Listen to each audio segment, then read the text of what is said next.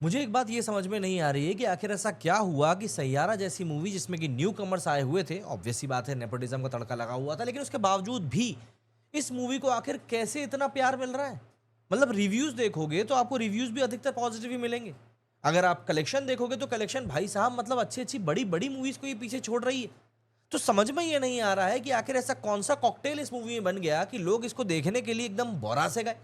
वैसे मैं आपको बता दूं कि इस मूवी को देखने के लिए लोग नहीं बौरा रहे हैं, बल्कि इस मूवी को देखने के लिए वो सो कॉल्ड निब्बा निब्बी बौरा रहे हैं जो कि अपनी उम्र के उस दौर में हैं, जिस दौर में उनको हर गलत चीज सही लगती है और ऐसा लगता है कि दुनिया में प्यार के अलावा तो कुछ है ही नहीं। हालांकि उनको ये नहीं पता होता है कि आगे चल के जो ये हरकतें वो आज की तारीख में कर रहे हैं उस पर उन्हीं को हंसी आएगी। तो अगर आप भी उस निब्बा निब्बी वाले दौर से आगे बढ़ चुके हो और आज की तारीख में इतने मैच्योर हो चुके हो कि पलट के अपनी जिंदगी की तरफ देख के खुद हंस सकते हो, तो यकीन मानिए सैयारा आपको एक मौका दे रही है कि आप लव स्टोरी के नाम पर एक कॉमेडी मूवी जाकर देखें और उसको देखकर हंसते हुए सोचें कि यार मैं भी क्या कुछ कर बैठता था। दरअसल इस मूवी में वो सब कुछ है जो कि एक उम्र के दौर में इंसान को करना अच्छा लगता है, और बस उसी को मद्देनजर रखते हुए इस पूरी मूवी को बना दिया गया। मेकर से सोचा भी नहीं है कि कोई इसको जज करेगा या नहीं करेगा। देखिए, हिंदी फिल्म इंडस्ट्री की मशीनरी का एक बड़ा मजेदार पहलू यह भी है कि कॉलेज में अपने ग्रेजुएशन के कुछ साल बिताने वाले हर दो बैच को अपनी एक यंग लव स्टोरी वाली यादगार फिल्म मिलती रहती है। इस फिल्म में एक बड़ी रोमांटिक सी कहानी होती है, इंडस्ट्री में कदम रखने जा रहे दो नए चेहरे होते हैं और मिलते हैं ढेर सारे प्यारे गाने। ऐसे ही यंग बैच को कभी ऋषि कपूर डिंपल कपाड़िया की बॉबी मिली थी, किसी को सलमान खान और भाग्यश्री की मैंने प्यार किया मिली थी, और किसी को कहो ना प्यार है मिली थी, तो किसी को वो एक स्कूल वाली पिक्चर आई थी ना करण जौहर की, स्टूडेंट ऑफ द ईयर, वो मिली थी। इन आइकॉनिक फिल्मों के अलावा यंग कॉलेज क्राउड को जाने तू या जाने ना, आशिकी टू, एक विलन जैसी फिल्में ही मिली हैं। आखिरी दो फिल्मों के डायरेक्टर मोहित सूरी अब सैयारा लेकर आए। 2000 के दौर में म्यूजिकल लव स्टोरीज डिलीवर करते आ रहे मोहित ने सैयारा प्रमोट करते हुए एक इंटरव्यू में कहा था कि लोग कितना भी वक्त ऑनलाइन बिता लें, उन्हें किसी का हाथ थामने की जरूरत तो महसूस होनी ही है। उनकी इस बात को ध्यान में रखते हुए ही मैंने भी इस फिल्म को देखने की कोशिश करी, और मैंने ये महसूस किया कि सैयारा सच में दिल से एक यंग मगर इमोशन में गंभीर और एक खूबसूरत गानों से भरी हुई मूवी है, जिसके मूड में थिएटर्स में बैठे हुए आपको किसी का हाथ थामने की जरूरत महसूस हो ही जाएगी। इस कहानी की नायिका वाणी बत्रा अनीता पड्डा है, जिनका कि दिल टूट चुका है, और हीरो है कृष कपूर, मतलब कि आहान पांडे, अनन्या पांडे के भाई हैं ये, जो कि अपने सपने जोड़ने निकले हुए हैं। हर अच्छी लव स्टोरी की तरह वानी और क्रिश की शुरुआत भी संयोग से ही होती है, एक मीट क्यूट मूवमेंट में होती है।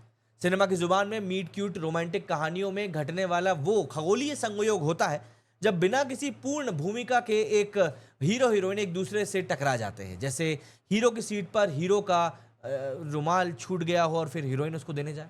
खैर, सैयारा के मीट क्यूट मूवमेंट में एक डायरी भी शामिल है। ये अपने आप में एक बड़ी खूबसूरत चीज़ है। लव स्टोरीज में ना ऐसी छोटी मोटी प्यारी चीज़ें बहुत मैटर करती हैं, और अगर ये सही से की जाए तो माहौल अपने आप में काफ़ी गुलाबी भी हो जाता है। और यही कारण है कि मेट्रो इन दिनों मूवी को इतना पसंद किया गया है, जबकि वहाँ पे मैच्योर लव स्टोरीज थी, पर फिर भी लोगों को वो सब कुछ पसंद आ गया। अब देखिए, सैयारा का जो मीट क्यूट मूवमेंट था वो जल्दी ही मोहित सूरी की उस फिल्म के टेम्पलेट में चला जाता है, जहाँ पर क्रिश दुनिया के हर एक एक्शन का जवाब गुस्से भरे रिएक्शन से दे रहा है। अपने हार्ट ब्रेक से मूव ऑन कर रही वाणी को जब भी अपने इमोशंस की किताब खोलनी होती है तो उसका वही उदास पन्ना खुलता है जहां पर उसका दिल टूटा था। कृष कपूर एक उभरता हुआ मगर टैलेंटेड सिंगर है, जो कि अपना नाम बनाने के लिए, अपने सुरों को पहचान दिलाने के लिए और भीड़ से अपना नाम सुनने के लिए स्ट्रगल कर रहा है। इस रास्ते के दरवाजे पर एक गाने से खुल सकते हैं, और कृष के पास में एक अच्छी धुन भी है, मगर लिरिक्स नहीं है, शब्द नहीं। वाणी के पास शब्दों की कमी नहीं है, और वो इमोशंस को सहेजने, उन्हें सुरों के रंग देकर कविता में बदलना जानती है। बस हालात इन दोनों को मिला देते हैं और एक सच्चे सेंस में एक म्यूजिकल लव स्टोरी शुरू हो जाती है।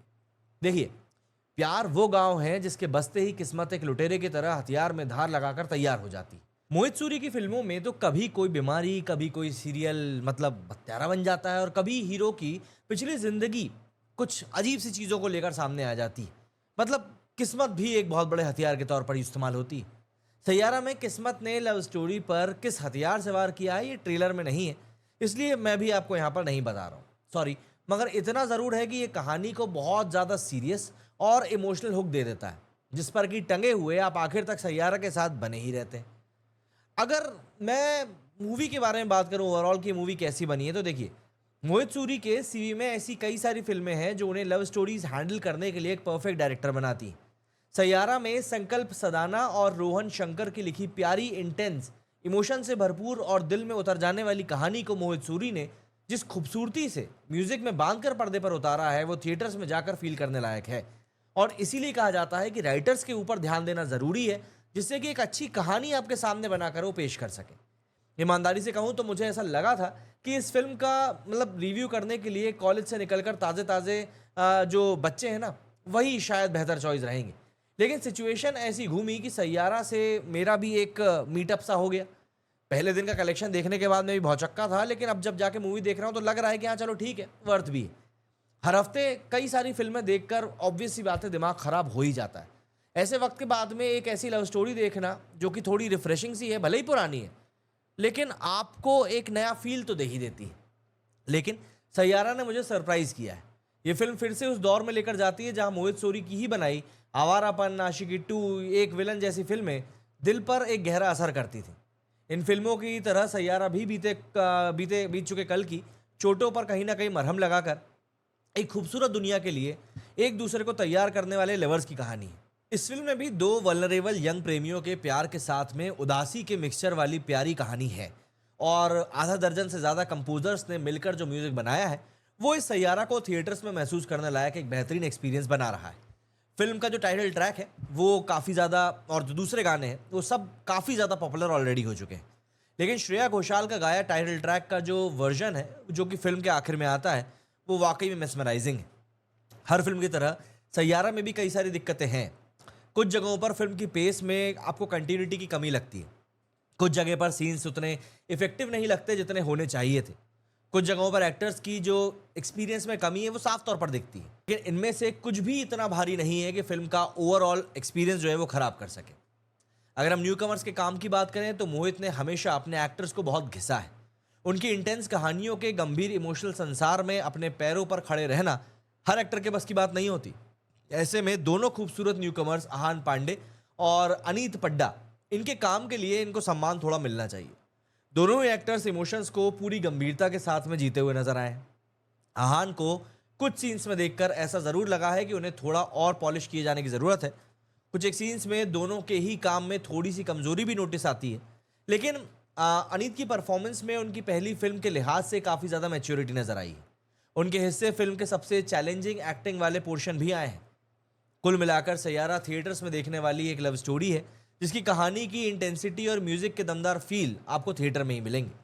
यंग ऑडियंस को फिल्म बहुत अपील करेगी, और जिन्हें बॉलीवुड की लव स्टोरी से लंबे समय से निराशाएं हाथ लग रही थी, वो अपने दिल को थोड़ा खोल कर देखेंगे तो सैयारा का असर उनको सीधे तौर पर देखने को मिलेगा।